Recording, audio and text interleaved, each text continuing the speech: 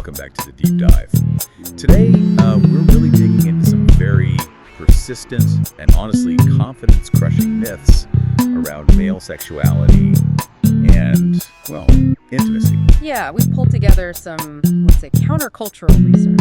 It's mainly drawing from the clinical work of a top men's health urologist. And this isn't just about, plumbing. It's anatomy, sure, but also psychology, communication.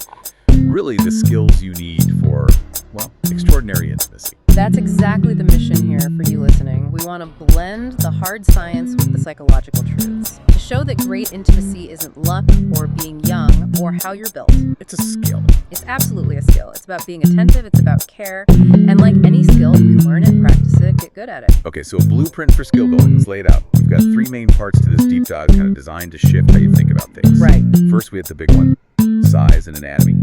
We'll look at the surprising truths there, tackle those cultural anxieties. Then second, we get into the mindset piece, the psychology. The sources call it the confidence paradox, which is really interesting. Good. And finally, we get practical.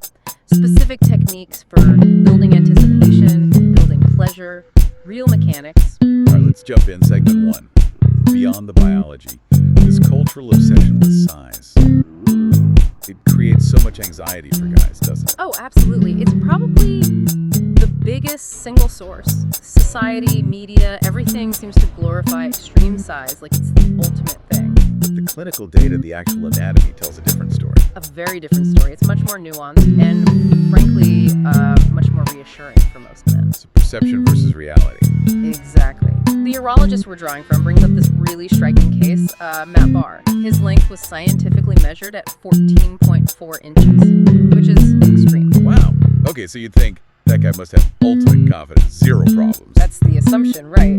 But his reality was actually filled with complexity, anxiety, feeling objectified. Objectified. Yeah, reduced to just that one physical trait. And practical problems, too. Finding protection that fits, causing physical discomfort for partners fairly often. Wait, so the very thing many men worry they lack, having an extreme version of it actually created more problems. Yeah. That just flips the whole script. Completely flips it. It's kind of a preview of that confidence paradox we mentioned. The physical thing you fixate on might actually be the source of the most complications, not the solution. So if extreme isn't necessarily better, what does the data say about, well, average? And this is where it gets genuinely reassuring. Multiple global studies, pretty consistent findings. The average erect length is somewhere between, say, 5.2 and 5.8 inches. Okay, functionally. Functionally, that range is often ideal. It's actually preferred by many partners. It just works well with average female anatomy in terms of comfort and compatibility. So the anxiety about being average is just not based on anatomical reality. Largely unfounded, yeah. And if you connect that to female anatomy, it becomes even clearer why the focus needs to shift. Okay, let's talk about that. Take the clitoris. Embryologically, it's the counterpart to the penis, develops from the same tissue. The nerve density is just staggering. How dense are we talking? Recent estimates put it around 10,000 nerve rings. 10,000. And it's unique. It's the only human organ that exists purely for pleasure. 10,000.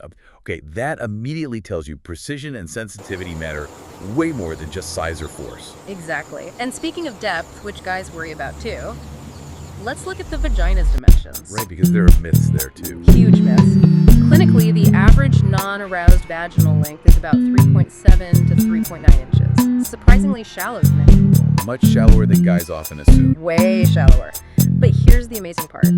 During arousal, this process called tenting happens. Tenting. Can you explain that quickly? Yeah, sure. It's basically an automatic physiological response. The inner part of the vaginal canal expands, it lengthens, the cervix pulls up and back. It can nearly double the functional length when fully aroused. So the body literally adapts and makes space. Precisely. It shows this incredible innate adaptability. Which brings us to another toxic myth we need to just squash right now. Let me guess. The idea that a vagina can become permanently stretched or loose. That's the one. It's ancient, it's harmful, and it's anatomically incorrect. How so? It's just a fundamental misunderstanding of muscle and tissue. The vagina is incredibly elastic. Its tone relates to pelvic floor, muscle health, genetics, things like that. It has nothing to do with how many partners someone has had or how much sex. That's just nonsense. Good to get that clear. So bottom line for this section. The bottom line, clinically speaking, is that sexual satisfaction isn't built on fixed measurements. It's built on adaptability. It's built on communication, finding what feels good together, mutual comfort. Confidence comes from care, not inches. Okay, so physically, the anxiety is largely misplaced. The equipment is generally well designed for the job, but that doesn't always fix the head game, right? The psychology. Right, and that's arguably even more important. Which brings us neatly into segment 2, the intimacy mindset. This is where that confidence paradox comes in. Exactly. This is about a core psychological shift, especially maybe as guys get a bit older. It's moving away from neediness and towards choice. Neediness versus choice. Explain that. Okay, so the truly magnetic quality, the thing that builds attraction, is what you might call relationship independence. It's operating from this deep down knowledge that you are complete, your life is good, your happiness is solid, whether you're single or partnered up. As opposed to feeling like you need someone else to validate you or make you happy. Precisely. That feeling of neediness, of scarcity, it comes across. People pick up on it instinctively, and it tends to repel attraction. You're giving away your power, essentially. So the confident person operates from abundance. Like, my life is good and I'd like to share it, but I don't need you for it to be good. That's the vibe. You bring value, you offer connection, but your own well-being isn't dependent on their response. And this changes how you interact right from the start. Even how you ask someone out. Absolutely. Think about the typical kind of timid approach. Would you maybe want to go out sometime? If you're free, if not, that's okay. It puts all the power in their hands. Okay. Versus the more confident stating expectations approach. Something like, hey, I'm checking out that new taco place on Friday night. You should come with me. Okay. It signals certainty, leadership. Like you already have a plan. Yeah, one is asking for permission, validation almost. The other is offering an invitation to join something cool that's already happening. But how do you do that without sounding, arrogant or demanding? There's a fine line. Totally. It's about the tone and the focus. It needs to sound genuinely like you're sharing something you're excited about, not making a demand or putting pressure on them. The focus is on the fun activity, not on securing the date.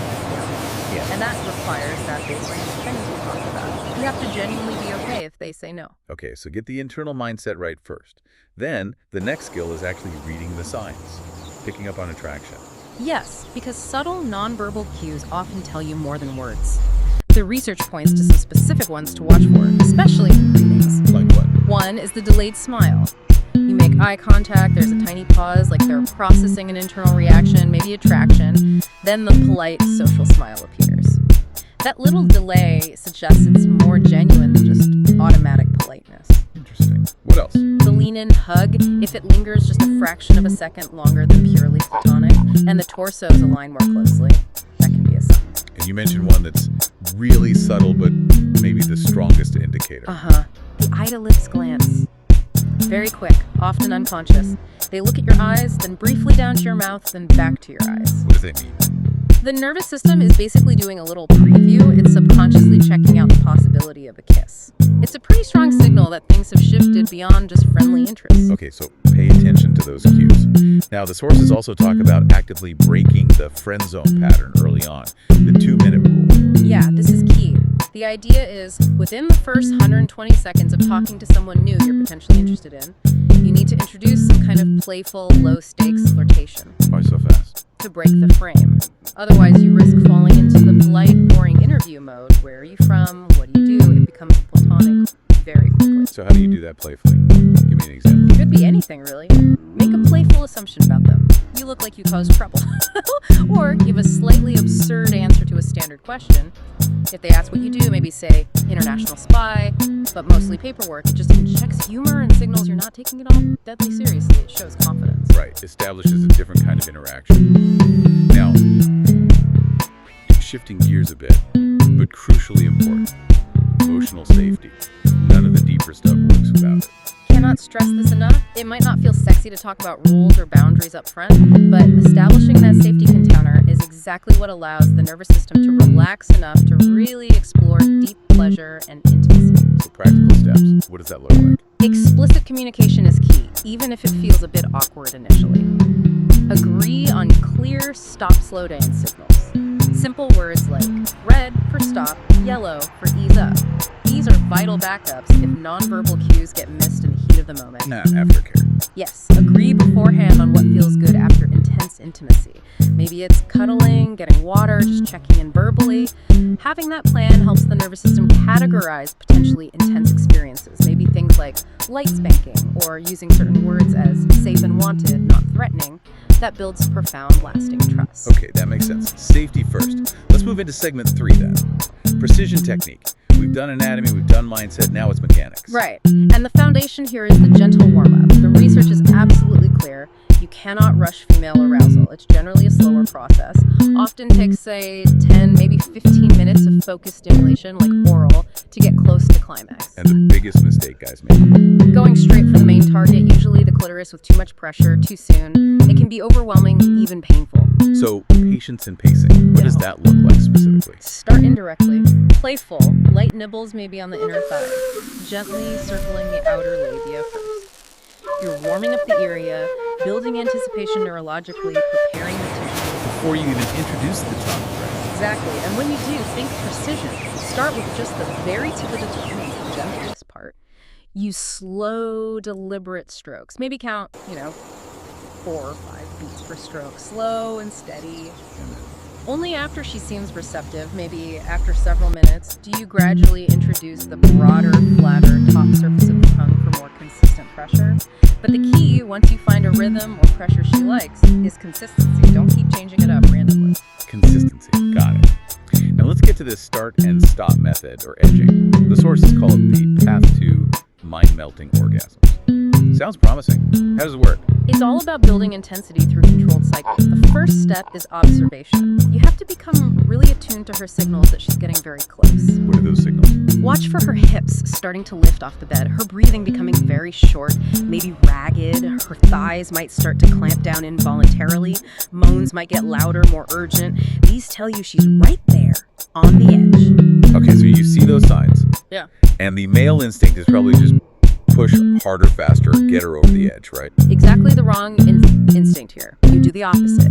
Just before she hits that point of no return, you stop. Completely ease off the direct stimulation. Stop. For how long?